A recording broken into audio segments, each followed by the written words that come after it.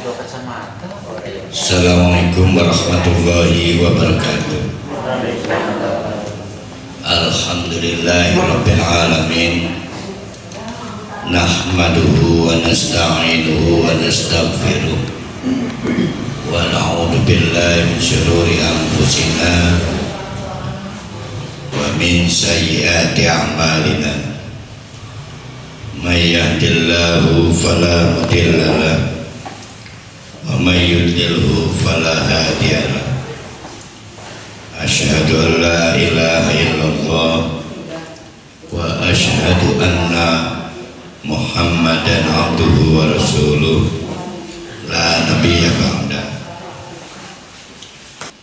Dan mari kita lanjutkan pembacaan ayat-ayat kita dari surat Al-Hadid dari ayat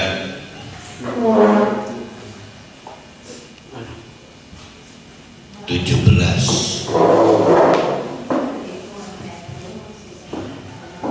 Kita ingatkan dulu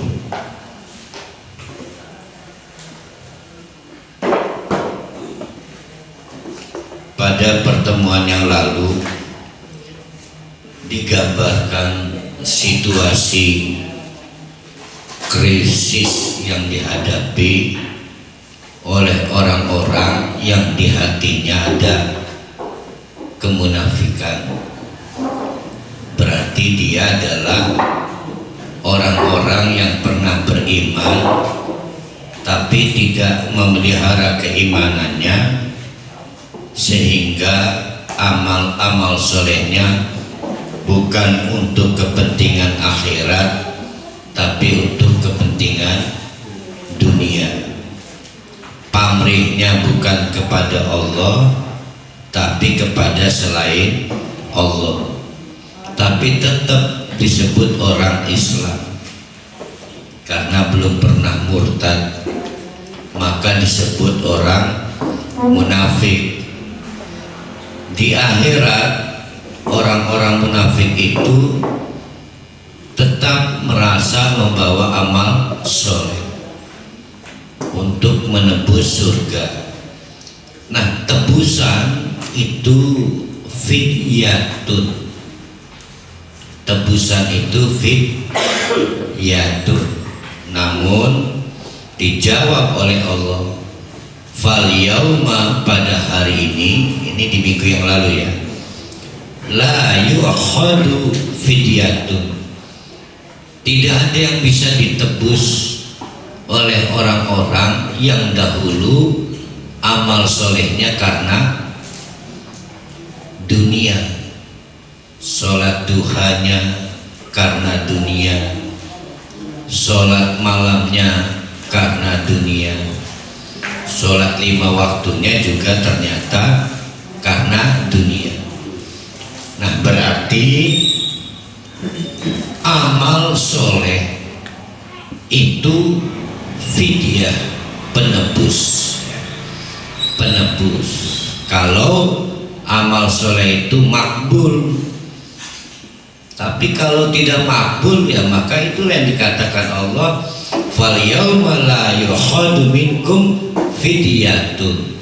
Tidak ada yang bisa ditebus oleh orang-orang munafik kendati pun merasa pernah ibadah, pernah sholat, merasa pernah sedekah.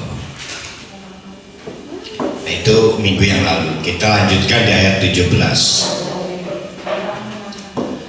I'lamu, ketahuilah oleh kamu semua, annallaha, bahwa setuhune Allah itu yuhyil ardo ba'da mautiha, menghidupkan bumi setelah mati. Yang mati harus dihidupkan. Yang mati apa kemarin di minggu yang lalu? Yang mati hati kita. Karena hatinya mati maka tidak bisa khusyuk. kita akan menghubungkan khusyuk dengan kematian.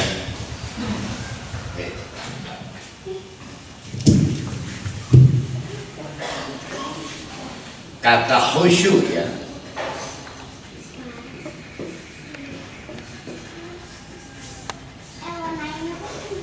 khusyuk di dalam ibadah itu korelasinya dengan al-maut.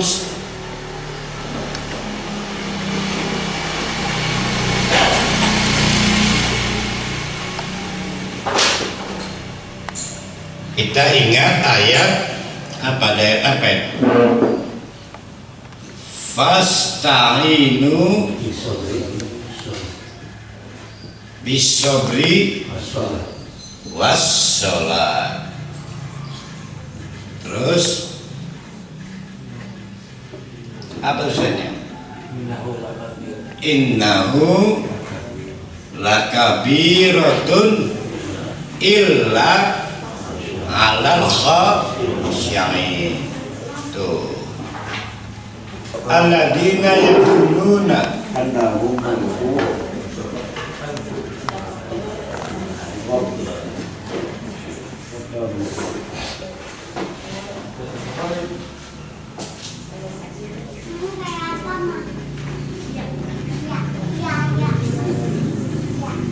gitu ya.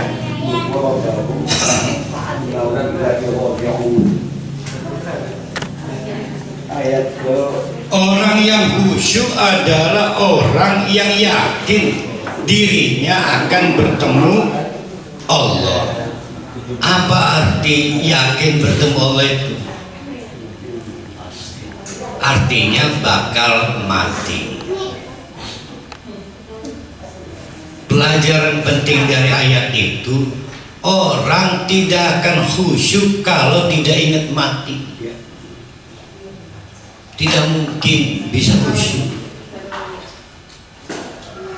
Ustaz, kalau khusyuk sholat karena nangisi Allah, pengen urusan dunia beres, disebut khusyuk bukan? Enggak, tidak masuk khusyuk.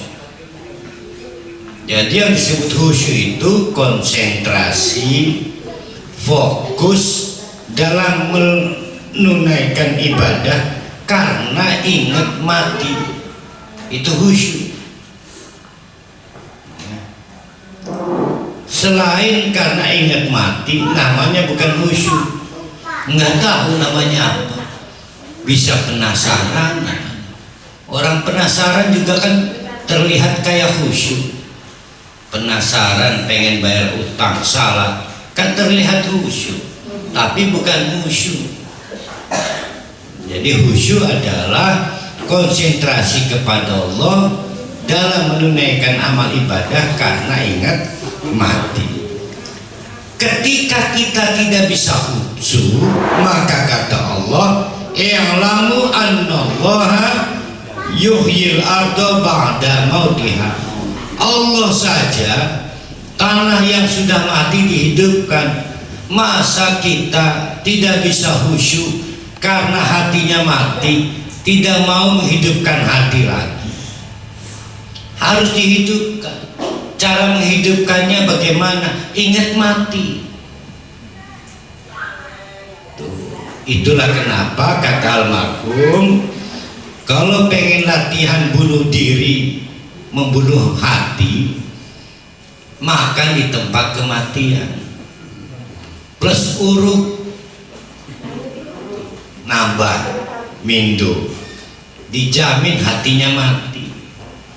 Atau ngurus jenazah karena minta sholawat, mati hatinya.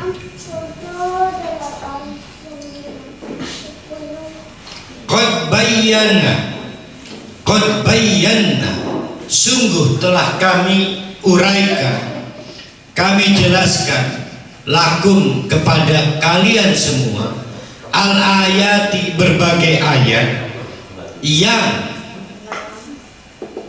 menjelaskan bagaimana cara menghidupkan hati yang mati dengan zikir pada Allah, ingat mati, ingat kiamat, la'allakum taqilun.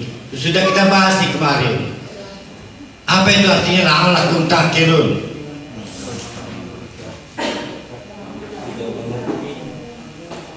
Kalau pengertian depan, supaya kalian berpikir ya, berakal. Akilun, akal itu artinya tali. La'allakum taqilun, supaya kalian memiliki tali. Dengan tali itu kita tidak jatuh kepada kemaksiatan. Dengan tali itu kita tidak jatuh pada kefasikan. Dengan tali itu kita tidak jatuh pada kedoliman, tidak terseret juga, tidak terambang-ambing juga. Orang yang punya akal adalah orang yang memiliki tali dan punya pendirian. Itu disebut dengan la'allakum taqilun. Dengan tali itulah kita kemudian memiliki ikatan sehingga mampu menghidupkan hati. Setelah kita menghidupkan hati, barulah kita ingat mati. Kalau sudah ingat mati bisa khusyuk. Berarti khusyuk bukan merem ketika sholat,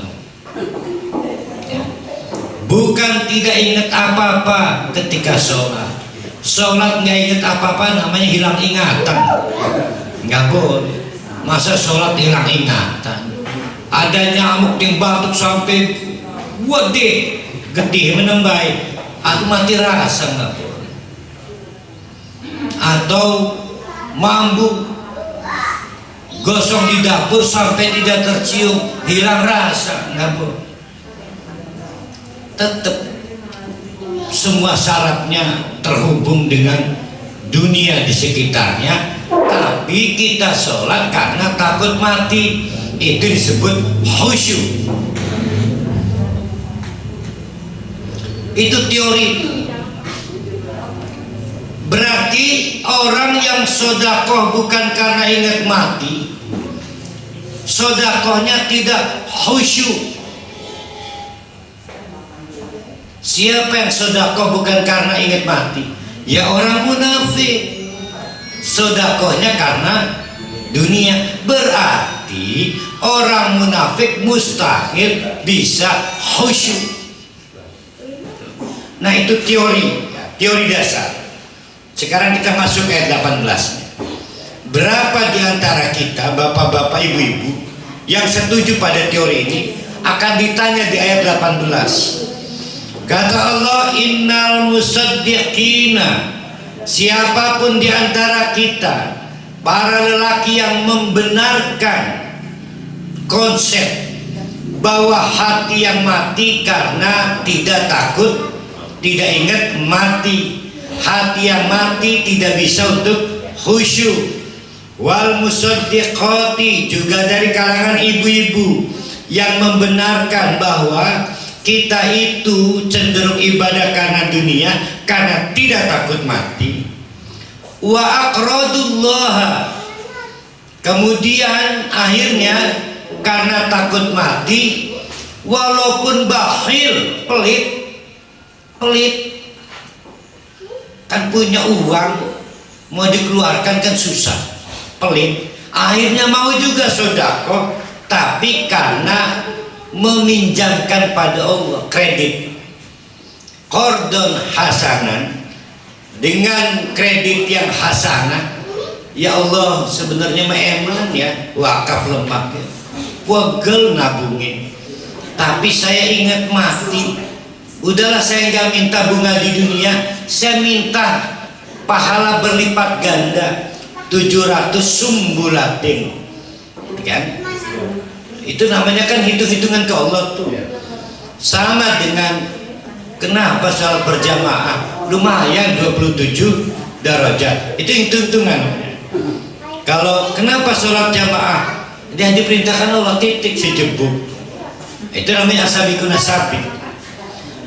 Maka yudo'afu, akan dilipat gandakan lahum. Apa yang dilipat gandakan? bukan hasanan, kebaikan. Ada kemungkinan menurut para ulama dibikin ketagihan wakaf lagi, dibikin ketagihan sedekah lagi. Jadi perlu memulai dengan wakaf pertama supaya ketagihan ke wakaf berikut. Perlu dimulai dengan sedekah pertama, walaupun hitung-hitungan minta pahala berlipat ganda, supaya ada sedekah berikutnya. Walahum ajrun karim. Masih ingat ada ajrun adim? Ajrun kabir dulu Pak Adim dulu. Ada ajrun kabir, ada ajrun karim. Ajrun karim itu akhirnya menceritakan tidak jadi masuk neraka. Kalau ajrun kabir langsung masuk surga.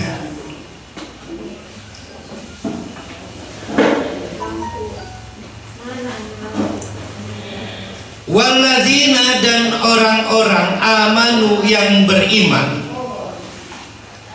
billahi, kepada Allah, wa rusulihi, dan rasul-rasul Allah, ulaika humus siddiqun, maka satu tahapan kita dapat, yaitu membenarkan ajaran yang estafet dari rasul pertama sampai rasul pengais bungsu. Siapa rasul pengais bungsu? Nabi Isa sampai rasul terakhir Muhammad. Itu estafet ajarannya tidak berubah. Itu udah satu langkah. Mereka disebut as-siddiqun, satu langkah. Wa syuhada'u 'inda rabbihim, dan akan menjadi saksi dalam praktek hidup. Sejauh mana mempraktekkan Taurat, Zabur, Injil plus Quran. Karena hampir estafet. Kita alhamdulillah tidak punya masalah terhadap Injil, Taurat, Zabur karena megang Quran. Tapi yang megang Taurat punya masalah kalau tidak beriman kepada Nabi Muhammad, tidak megang Quran. Wa nuruhum, dan dipandu cahaya. Ketika orang-orang munafik tidak dapat cahaya, pemeluk Taurat, Injil, dan Zabur dapat cahaya, tidak mungkin kesasar ke neraka. Tapi walladzina kafaru, yang kafir terhadap Taurat, Zabur, Injil, apalagi Al-Quran, wa kadzabu bi ayatina, dan tidak konsekuen mendustakan ayat-ayat kami. Ayat kami itu banyak, ada ayat Allah yang di Zabur, Taurat, Injil, termasuk Quran. Ulaika ashabul jahim, maka mereka adalah penghuni neraka jahim. Nah, bapak-bapak, ibu-ibu, betul ayat. Jadi gini, Taurat adalah wahyu Allah, Zabur wahyu Allah, Injil wahyu Allah, Al-Quran wahyu Allah. Bersyukur kita adalah menerima wahyu Allah bernama Al-Quran, gak punya masalah. Yang punya masalah adalah orang yang kekeh kepada Injil, tidak mau kepada Quran, maka mereka disebut wa kadzabu bi ayatina. Begitu juga yang kepada Taurat, kepada Zabur tapi tidak megang Al-Quran, maka mereka juga disebut wa kadzabu bi ayatina. Jadi apapun kitabnya pasti akan bertemu Al-Quran. Ingat-ingat kita masih bicara soal orang munafik yang amal soleh dan sodakonya karena dunia, bukan karena akhirat. Diingatkan oleh ayat 20, ayat ini sering terpisah dengan mengatakan dunia itu mainan, padahal nggak bisa dipisah. Kita harus dudukkan ya. Ayat 20, i'lamu, ketahuilah oleh kalian, annamal hayatad dunya, dunia itu satu, laibun. Ada berapa itu? Laibun, terus lahun, terus zinatun, tafahurun,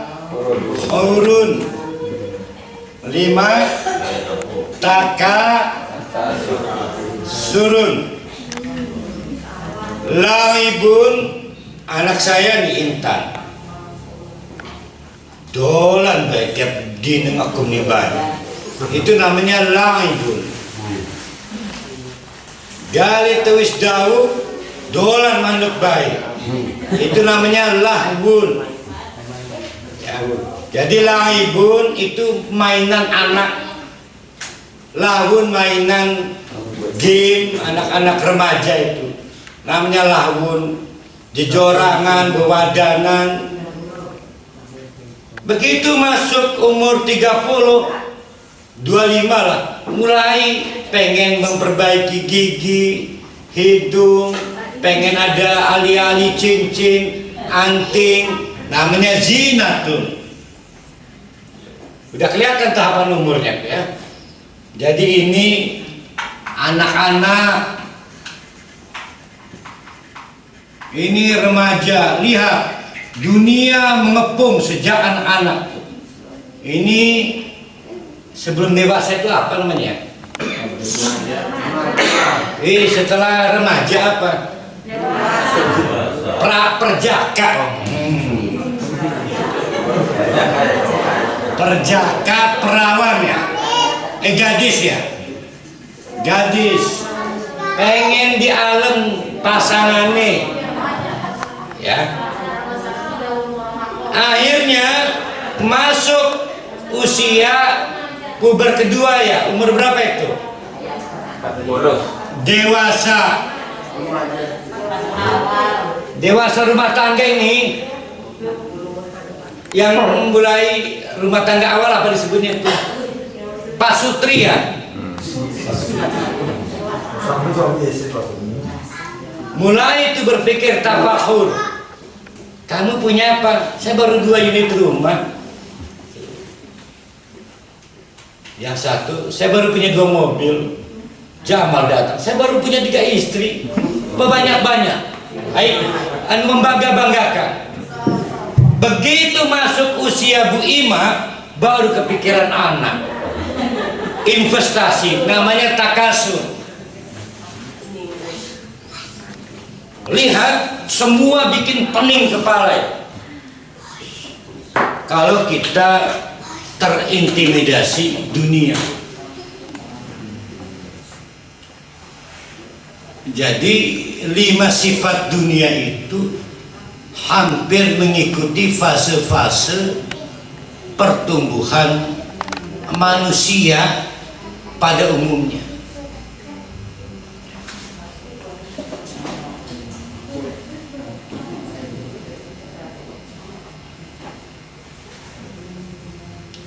Allah berfirman, annamal hayatud dunya, sajane hanya saja kehidupan dunia itu laibun, mainan seperti anak-anak bermain, walahun, sendaguro seperti para remaja bersendaguro, wazinatun, dan juga penuh perhiasan untuk mempercantik dan meningkatkan pamor diri. Wa tafakhurun bainakum, dan menjadi alat untuk saling berbangga diri. Wa takasurun fil amwal, dan menjadi arena untuk saling memperbanyak harta, wal aulad, dan juga keturunan. Cuma itu dunia itu, ya. Lalu masih mau sholat untuk 5 jenis dunia itu, kan nggak ketemu. Sodakoh untuk kepentingan dunia yang cuma 5 jenis itu, rugi. Bayangkan 5 jenis itu ujung-ujungnya adalah kamatsali ghaisin, laksana hujan a'jabal kuffar, yang bikin kagum para petani.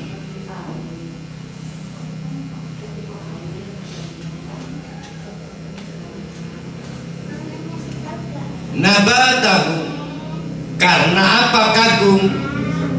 Petani-petani berselera riang gembira karena lebatnya hujan, tumbuh-tumbuhan pada berkembang biak, tanaman-tanamannya tumbuh berkembang. Tapi apa yang terjadi? Seiring waktu sumbaya hijau, akhirnya mengering. Semua akan mengering karena habis waktunya. Fatarahu, coba, setelah mengering maka akan kamu lihat musfarron, mengkuning, menguning ya, menguning. Summa yakunu hutoma, sehingga menjadi hancur berterbangan. Itulah dunia. Lawannya berarti apa? Akhirat, tidak ada habisnya.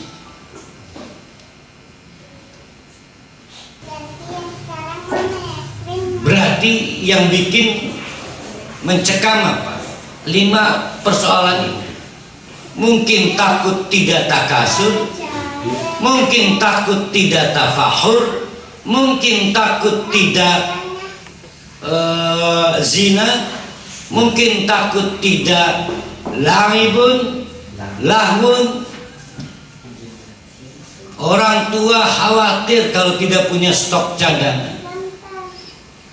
Orang tua juga khawatir kalau tidak ada yang bisa dibanggakan tafakur. Itulah dunia. Semua pada akhirnya akan ditinggalkan hangus. Wa fil akhirati, padahal di akhirat itu sudah disediakan 3 hal sekaligus. Nah, ini yang menarik. Di dunia ada 5 ya, lahibun, lahun, zina, tafahur, takasur. Di akhiratnya ada 3 yang harus kita kejar, yang kemungkinan ketemu kita. Yang pertama azabun, yang kedua ajrun atau apa itu?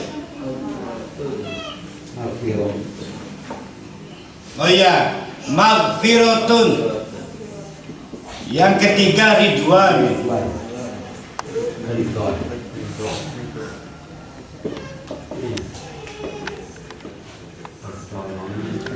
Dari 3 ini, mana yang punya kaitan dengan laibun, lahun, zinatun, tafahurun, takasurun? Dari 3 ini, azabun, maghfiratun, ridwanun. Yang punya kaitan pasti adalah 2 ini. Orang pernah salah sehingga laibun, Orang pernah salah sehingga lahun, zinatun, tafahurun, takasurun, tapi akhirnya bertobat, ambillah maghfirah Allah. Tapi ada yang nggak sanggup, ingat mati sehingga lupa maghfirah, ya ketemunya adab tuh. Tapi yang bisa menghindari 5 hal ini pasti dapat keridhaan Allah. Tiga-tiganya diproduksi di dunia. Yang dapat maghfirah di dunia karena sebelum mati harus dapat ampunan. Kalau udah mati mah namanya di alam kubur. Keridhaan Allah juga didapatnya di dunia. Adab Allah di akhirat juga didapatnya di dunia. Tidak ada yang didapat selain di dunia. Jadi dunia adalah tempat menuai azab, tempat menuai maghfirah, dan tempat menuai ridho Allah. Tetapi di dalamnya disematkan 5 bahaya. Contoh, saya ngomong pada Pak Jamal, Mal, hati-hati nih di dalam. Apakah kita akan memberitahu Pak Jamal di jalanan banyak duri? Ada duri tapi kebaikannya banyak. Di jalanan banyak kebaikan tapi ada duri. Bukan berarti di dunia hanya ada 5. Banyak. Gara-gara dunia kita dapat maghfirah, gara-gara dunia kita dapat ridho, dipetiknya di akhirat. Tapi cuma ada 5 yang bikin adab, yang lainnya banyak ribuan kebaikan Allah. Nah, ada pendeta-pendeta yang menolak dunia, namanya rohib, nanti dibahas di ayat. Tapi ada juga orang yang fokus ke dunia, namanya munafik.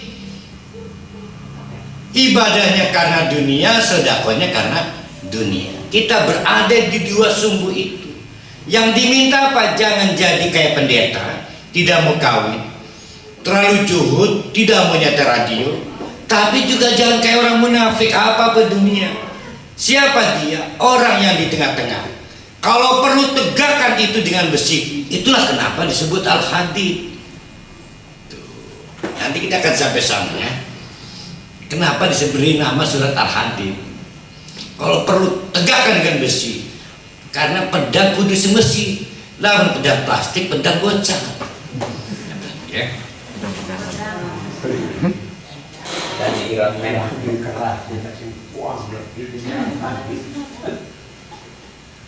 Sampai endi punya. Wa mal hayatud dunya illa mata'ul ghurur. 5 yang tadi apa itu? Laibun, kesimpulannya 1, mata'ul ghurur, tipu daya berbalut kesenangan. Tipu daya. Pokoknya yang bau-bau itu tipu daya. Maka sabiku, percepatlah, bersegeralah. Kalau artinya bersegera itu sebelum sesuatu terjadi.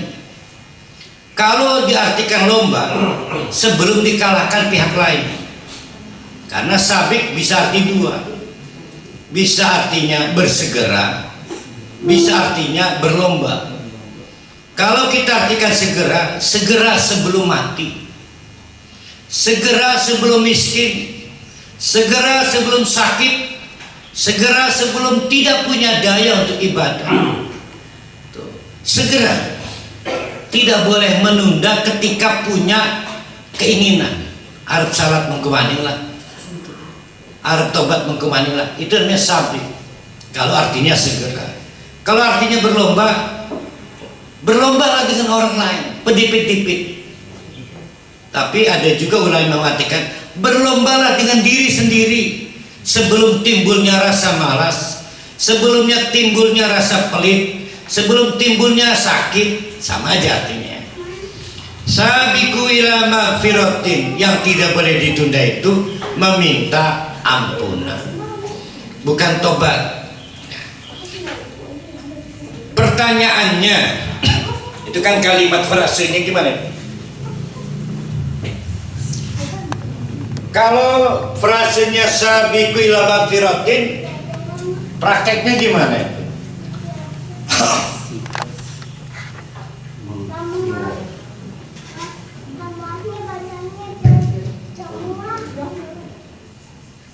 Sabiqu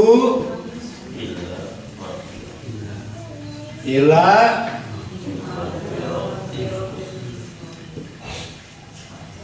ini artinya bukan tobat,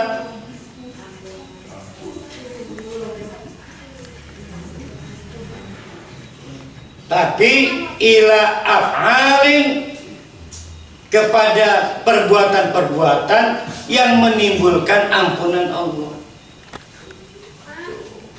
Berarti boleh sedekah karena menghapus dosa. Boleh ibadah amal soleh apapun karena menghapus dosa. Jadi yang disebut sabiqu ila magfiratin itu bukan mengucapkan istighfar, bukan. Tapi ila af'alin, kepada perbuatan-perbuatan yang mengantarkan kita mendapatkan ampunan Allah. Wa jannatin, dan bersegera kalau sudah diampuni dapat surga. Arduha, ardun itu artinya lebar. Luas bangunan itu rumusnya apa itu? Panjang kali lebar. Allah cuma nyebut lebar, panjangnya kayak apa? Tuh ya.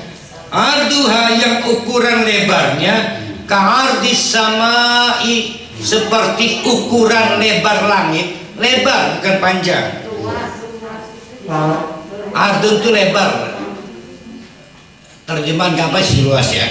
Wal ard, dan bumi. Tidak diketahui panjangnya berapa. Lah tinggal diukur B. Lebar semono apa maning panjangnya. Uiddat, disediakan, berarti sudah ada. Sudah disediakan, sudah ada. Lilladina amanu, perhatikan lilladina amanunya. Lilladina amanu, kepada orang-orang yang beriman, billahi, kepada Allah, wa rusulihi, bukan hanya pada Nabi Muhammad, tapi kepada Rasul Allah. Ya, kok bisa? Memang ini soal al-qistu, nanti akan ketemu. Dzalika fadlullah yutihi mayyasha, itulah anugerah Allah, cuma diberikan pada yang dikehendaki. Orang-orang Yahudi protes, ya Allah, kami minta dengan ini nabi terakhir adalah dari kalangan Yahudi. Enggak bisa, kami yang punya otoritas. Sehingga sudah semua berakhir. Saya punya otoritas, kata Allah. Siapa yang mendapatkan anugerah adalah yang kami kehendaki. Kebetulan oleh Allah diputuskan orang-orang Arab yang dapat anugerah, terpilih salah satunya menjadi nabi terakhir. Tapi pemilik Taurat, Zabur, Injil, semua harus tunduk dan patuh pada aturan ini. Orang Yahudi masih ngeles, wallahu dzul fadlil adim, karena Allah lah pemilik anugerah yang agung.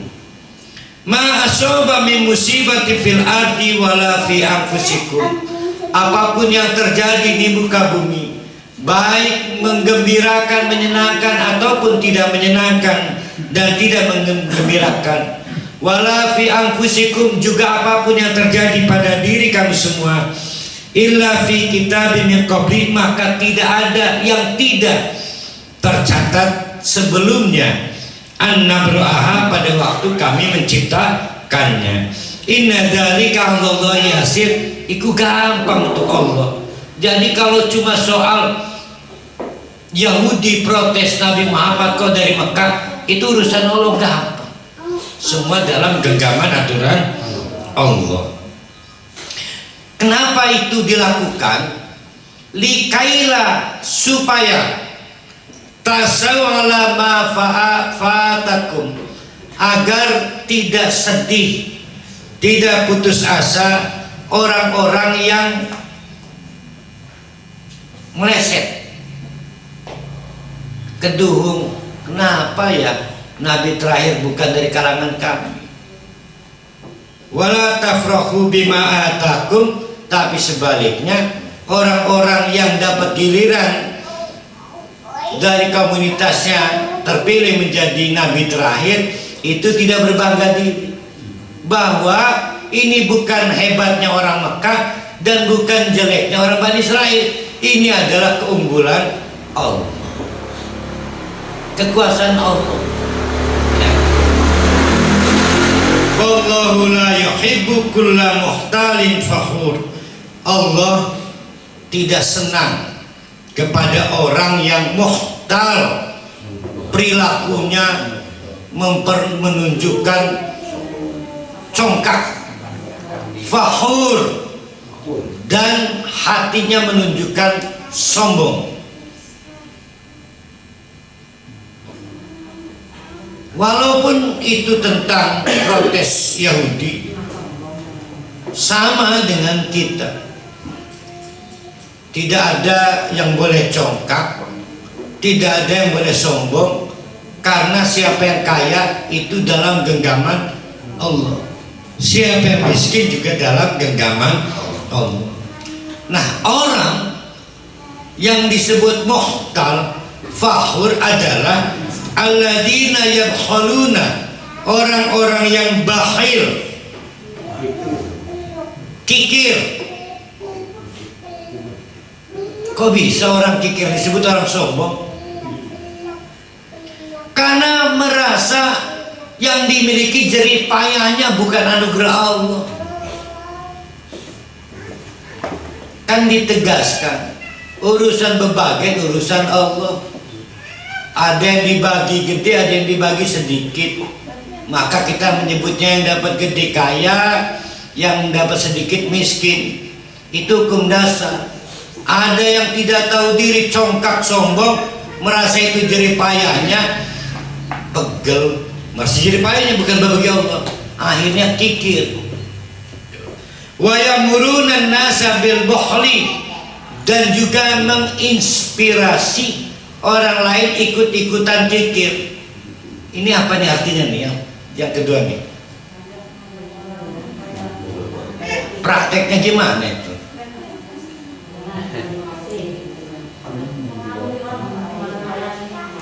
Ada orang kaya kudunya nyumbang masjid 100 juta, nyumbangnya 500.000, maka Pak Jamal yang lihat, kok lirang kau, wong kun 500.000, kita 100 bila.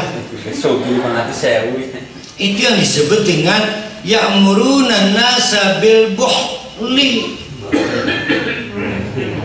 Bukan berarti ada orang menyumbang diancam, awas kamu jangan nyumbang kamu ya. Bukan, lah kesembuhan ekonomi gelap. Jadi menginspirasi orang ikut-ikutan pelit, mengkampanyekan, mensponsori. Makanya kalau ada list tuh ya, list. Kadang-kadang penyakit saya julid. Ih, Haji Soeharto besok lah kita kesemini lah.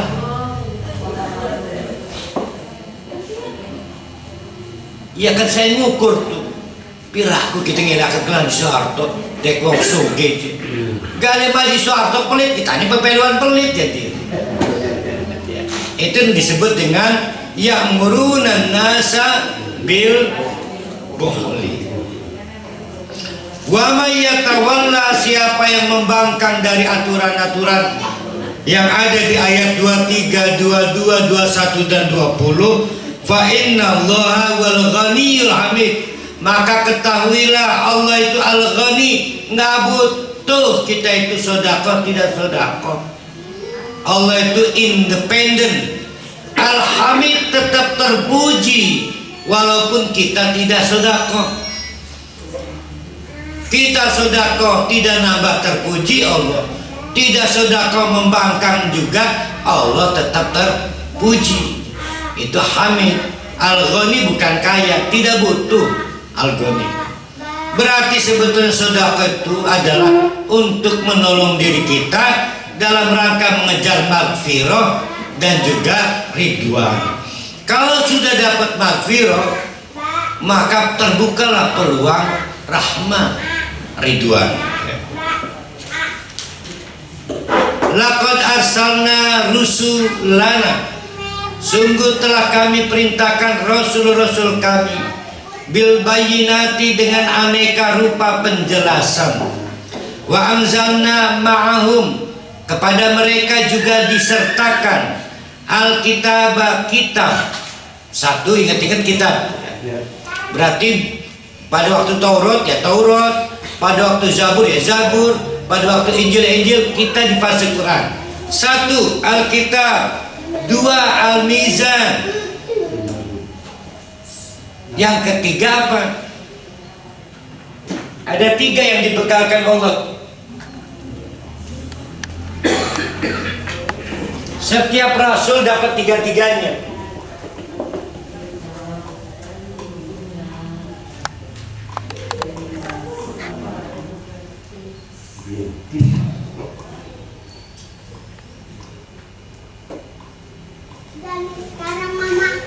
Setiap rasul dibekali tiga alat. Satu, Alkitab. Anzalna kitab ya. Anzalna al-mizan. Anzalna al-hadid. Tuh ketemu tuh ya. Setiap rasul dibekali tiga instrumen, alat bantu. Yang pertama Alkitab, Zabur, Taurat, Injil, dan kita Nabi dan Rasulullah adalah Al-Quran. Tetapi juga diberikan al-mizan, ukuran, liyaquman nas, supaya manusia mampu menegakkan bil qisti, bukan bil adli, bil qisti. Pernah kita bahas, yaitu rasa adil, senang sama senang. Kalau adil itu rasa adil yang belum tentu orang menerimanya senang. Ada orang senang dipotong tangannya? Enggak. Maka disebut adlun, keadilan hukum. Qistun itu keadilan. Di mana Ustaz? Keadilan senang sama senang.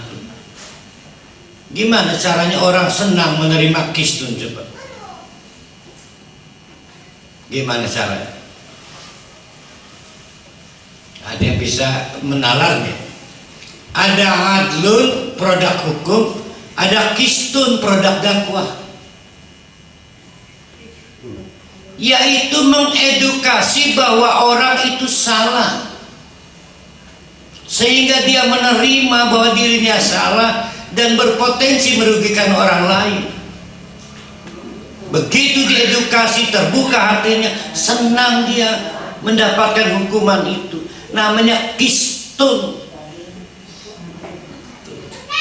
Berarti adlun produk hukum, qistun produk dakwah dan tarbiyah. Kenapa ada orang yang manyun ditegakkan keadilan? Memang itu memproduk hukum, tapi tidak semua kesalahan kan diselesaikan dengan hukum.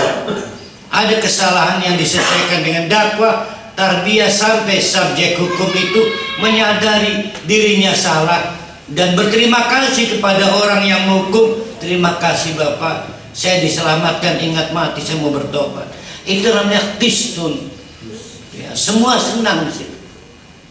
Nah, kita ini oleh para rasul termasuk Nabi Muhammad diminta menegakkan qistun, yaitu mengedukasi umat dengan dakwah, dengan tarbiyah, sehingga tahu kesalahan, tahu mana yang benar, bukan menghukum siapa salah dan tidak menghukum siapa yang benar.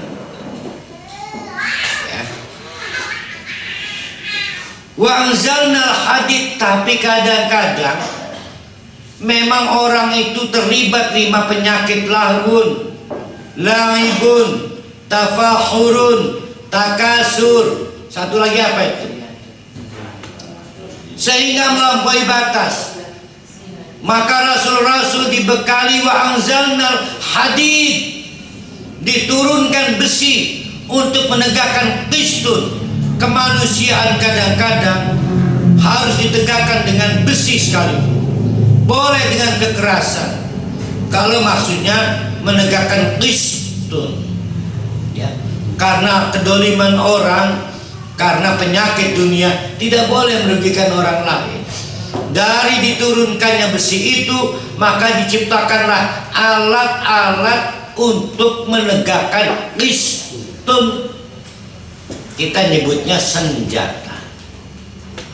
Yang menarik, di situ bukan ja'ala, bukan khalaqa, tapi anzalna.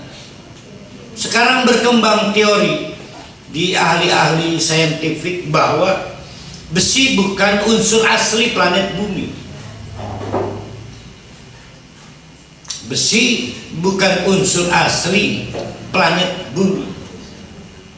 Besi adalah partikel pecahan planet lain yang sampai ke bumi. Maka benarlah firman Allah, wa anzalna, diturunkan besi. Barang yang istimewa dari planet lain. Bukalah daftar nama judul surat. Inilah satu-satunya surat dengan nama benda. Coba buka Al-Quran. Inilah satu-satunya surat dengan nama benda. Yang lainnya binatang dan nama Muhammad, nama orang dan sifat. Jadi ini material istimewa, al-hadid. Pernah kepikiran menurutku satu-satunya nama surat dengan nama benda material.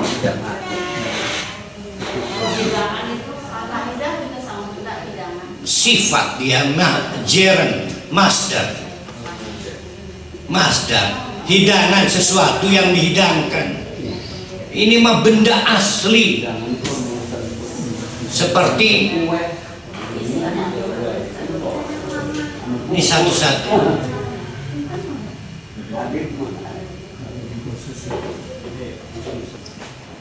Di dalam besi itu dititipkan Allah kekuatan yang dahsyat. Wa manafi'u, berbagai faidah linnasi, untuk peradaban manusia. Tapi yang terpenting kata Allah, waliya'lama, supaya kita tahu diri Allah, bahwa Allah itu adalah man yang suruh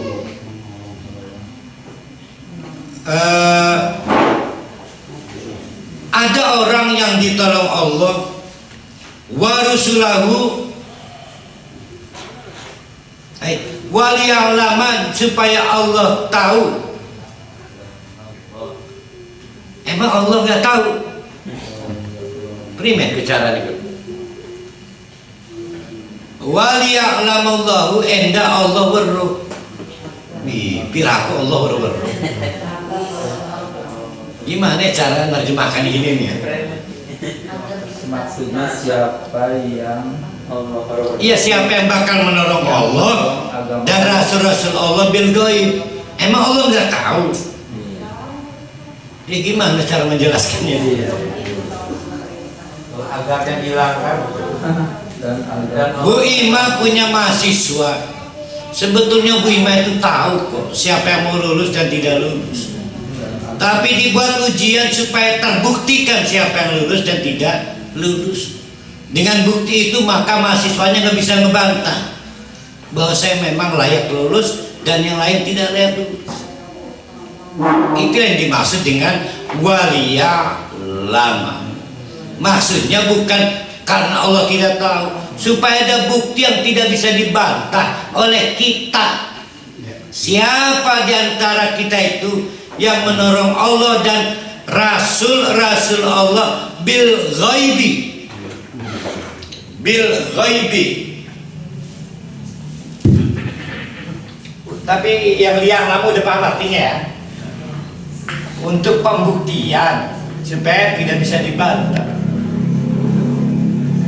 Bil ghaibi, baik kita itu menolong Allah dan rasul-rasul Allah yang tidak pernah kita lihat. Itu yang pertama. Ya, Allah dan rasulnya gaib. Ataupun yang kedua, kita menolong Allah ketika tidak dilihat orang. Itu juga sama, bil ghaib. Jadi bil ghaib artinya dua, yaitu menolong Allah dan rasul-rasul Allah yang tidak pernah bisa kita lihat. Kita lihat nanti di akhirat. Bisa juga berarti walaupun tidak terlihat orang. Ya. Sama artinya bil ghaib. Inna Allah qawiyyun aziz. Allah itu maha kuat, aziz maha perkasa. Nah ini jawaban yang tadi bingung tadi nih, yaitu soal agama. Berapa rasul itu jumlahnya Bu Ima? Ini jawabannya. Walaqad arsalna, dan sungguh-sungguh telah kami utus Nuhan. Nuh rasul pertama ya. Nuh rasul pertama.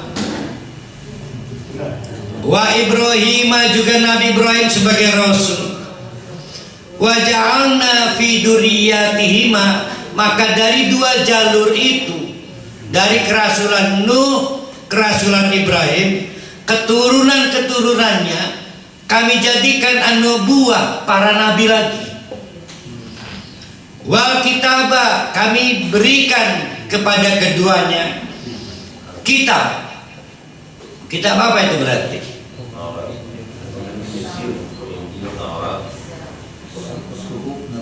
Taurat dan Zabur. Terhadap Taurat dan Zabur, faminhum, maka ada yang muhtadin, memegang teguh. Wa kasirun, tapi ora setitik, sangat akeh minhum fasikun, tidak mau memegang teguh. Itu zaman Taurat, zaman Zabur.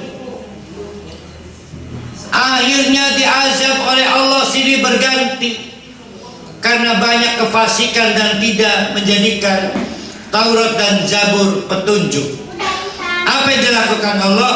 Tsumma qaffaina, maka kami estafetkan ala atharim, di dalam napak tilas jejak-jejak Nabi Nuh, jejak-jejak Nabi Ibrahim, birusulina, dengan rasul-rasul kami berikutnya. Wa qaffaina bi Isa, sampai ke pengais bungsu namanya Rasul Nabi Isa. Wa qaffaina, maka kami estafetkan bi Isa bin Maryam, pada waktu estafeta itu sampai ke Rasul pengais bungsu bernama Isa ibnu Maryam. Wa atainahul Injil, yang kami berikan kepada Isa bin Maryam itu Injil. wa ja'alna fi qulubil ladzina tabauhu, maka kepada umat-umat sebelum umat Nabi Muhammad, umat siapa nih? Umat Isa, 3 kebiasaan luhur. 1 rafatun, 2 rahmatun, 3 rohbanun. Ciri khas umat Injil. Rafah, rauf, kemarin sudah kita bahas, yaitu penyayang lah, maka agama kasih sayang. Rahmatun, ya sama kasih sayang. Yang penyakit yang ketiga ini rohbanun, rahim. Rohbun adalah rasa takut kepada Allah dalam bentuk takut salah dan berdosa, sehingga akhirnya meninggalkan dunia. Khawatir dunia itu lahun, laibun, tafahur, zinatun, takasur, maka ditinggalkan dunia itu.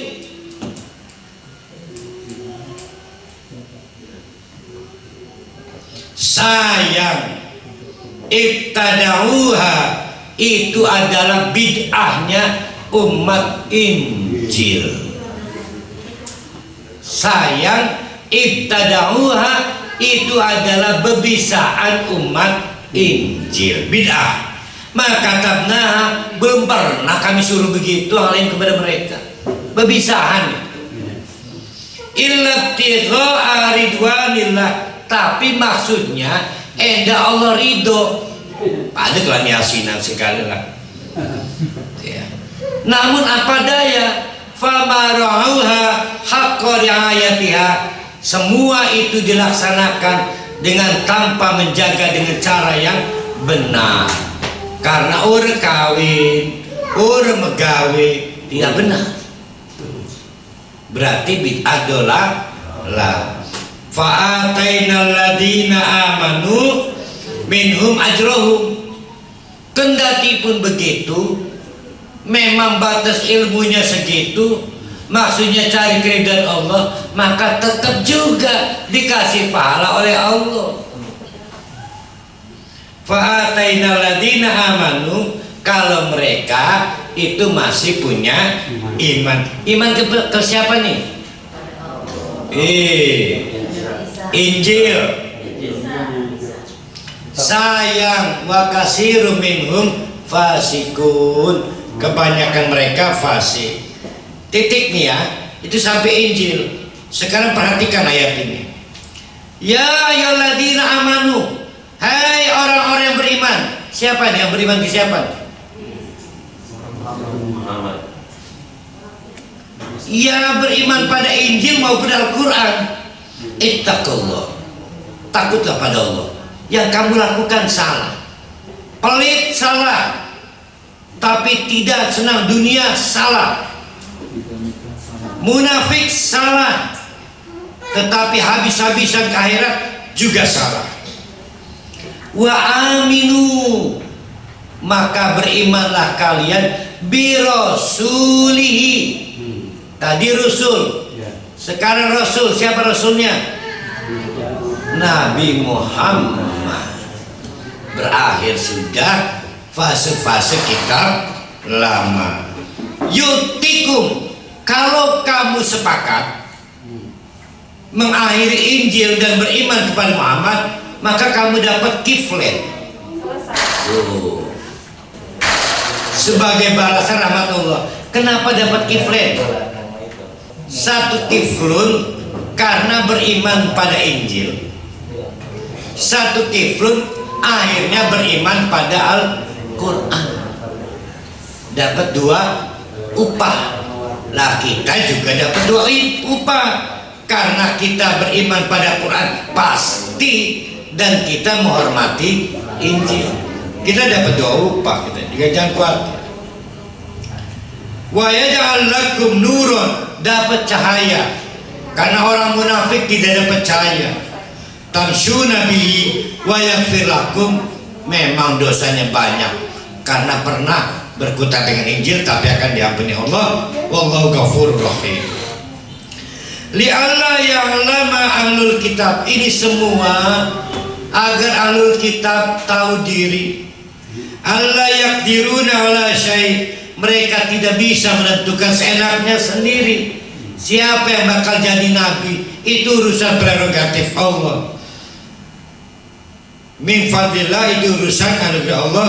Wa annal fadla biyadillah, anugerah itu ada di tangan Allah, bukan di tangan yang menginginkan, yaitu orang-orang ahlul kitab. Yu'tihi may yasha, itu akan diberikan kepada yang dikehendaki oleh Allah. Wallahu dzul fadlil adi, karena Allah lah pemilik anugerah yang agung.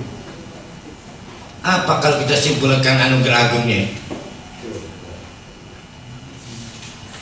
Pemilik rasul, pemilik kitab, pemilik mizan, pemilik al-hadid. Ya, al-hadid adalah nama material yang diturunkan secara sengaja dari alam lain ke planet bumi, hanya digunakan dalam rangka menegakkan pistun agar orang senang menerima neraca keadilan. Kenapa senang? Karena kita sadarkan siapa yang salah, siapa yang tidak salah. Semua tidak bisa kita lakukan kalau kita tidak menegakkan dakwah dan tarbiyah. Karena sisi hukum itu, ya hukum nggak bisa tawar menawar, orang belum tentu senang. Tapi kalau kita berdakwah, orang sadar, maka orang tahu diri. Aqulu qouli hadza wa astaghfiruh, innahu wal ghafurur rahim. Assalamualaikum warahmatullahi wabarakatuh.